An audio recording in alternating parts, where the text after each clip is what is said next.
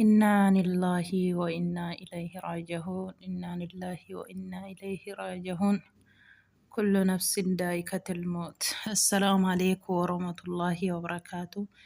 الشمار كفوني جرتني فيا كيسني يا ربي كو والله بائتكو نما قدسيسا جولين كوني حافظ القرآن دا شاشة من نيرتي مكينة لما والاتبوئي جولين كون سدن ادتي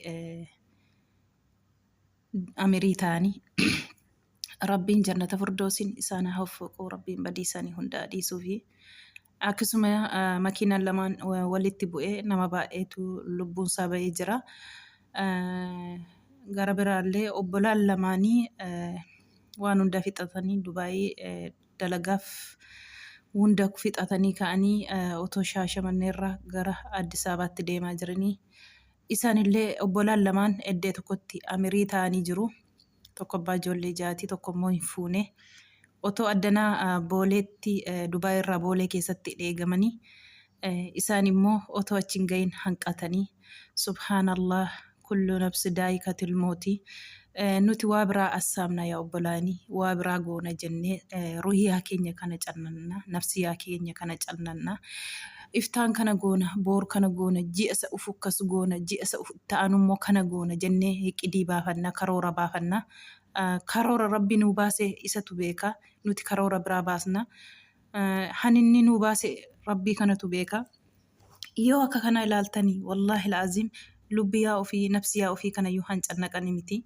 Ilaala ijoolleen kun sadan eddeetti illee haafisa alquraanii baasii tokko keessa jiru hundi isaanii eddee tokkotti amirii ta'anii kana malees ijoollee baay'ee kana keessa jira, haadholii baay'ee kana keessa jira. Ijoolleen gara Dubaayii dhufuuf dalagachuuf illee akkasuma otoo achi hin gahin achuma keessatti manarraa fagaatanii amirii ta'anii as keessatti nuti waan baay'ee haqqanna garuu hin beennu waan nutti dhufnu akkatti duunu hin beennu akkatti ba'anii malee akkatti galanii hin beekanii. Baay'ee tokko nama gaddisiisa. Makiinaan lamaan walitti bu'ee nama baay'eetu lubbuunsaa darbee jira. Akkatti danaazan addaan ba'ullee dhibee jedhanii reeffi isaanii hankanaa jedhamee akkatti waliinsaa addaan qoodamullee dhibee baay'ee tokko nama rakkisa gizee haasaanii. Danaazaa fuudhuufi makiinaa sana keessa foon an abbaa ta'eyyuu foon an abbaa tokkoo ta'e nama lamaa ta'e waliinsaa han addaan hin baafamnedha jedhanii. Wallahi nama gaddisiisa. Mee du'aayii godhaa jaraan. Wallahi yaa nama yaa wallahi du'aayii godha. Mee rabbitti harka keessa wal qabaame duuti akkas maaliifi inni kan otoo deemuu du'a, inni kan otoo taa'uu du'a, inni kan mana gadi bahee ol deebi'uu dadhabaa jira sa'aatii kana, inni kaan immoo sababumaan beekamneen wallahi fatanaa kana rabbiin ol nurraa qabu. Maaliif fatana nutti baa'atte wallahi laazim rabbiin balleessaa keenyaan nun balleessini.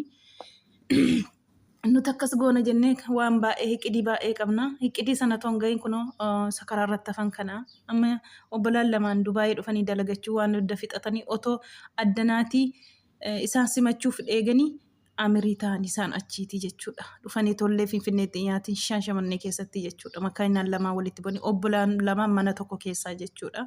Ijoolleen kunillee haafisa alquraaniidha. Eddeetti amirii ta'anii rabbiin kana akkasiirraa najaa isin haa baasu. Bakka jirtanitti rabbiin sinaa eegu. Obboloota keenya amirii ta'e immoo rabbiin jannata firdoosiin isaan haa uffaqu. Qabrii isaanii rabbiin bal'oo haa godhuu fi badii isaanii rabbiin haa dhiisuu fi baay'ee tokko nama gaddisiisa.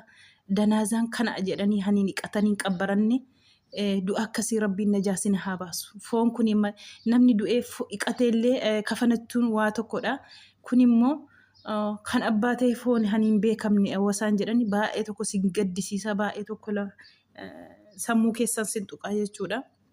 Han akkasiirraa rabbiin najaa isin haa baasu. Wallahi du'a akkasiirraa rabbiin najaa nama haa baasu. Rabbiin murteesse gaasila maal godhuu miti. Achumaaf ta'ama duutii hin nafamu garuu du'a qayeelaa rabbiin sinaa ajjeesu. Wallahi gaafa ga'e du'uma qayeelaa han miiccatanii sin dhiqanii sinitti kafatanii qabrii keessa sin kaa'atan rabbiin sinii haa taasisu. Du'a dingata akkasii rabbiin najaa sinaa haa baasu bakka jirtanitti. Innaa lillahi wa innaa ilayhi raaji'uun. Rabbiin jannata firdoosiin isaan haa uffaqu.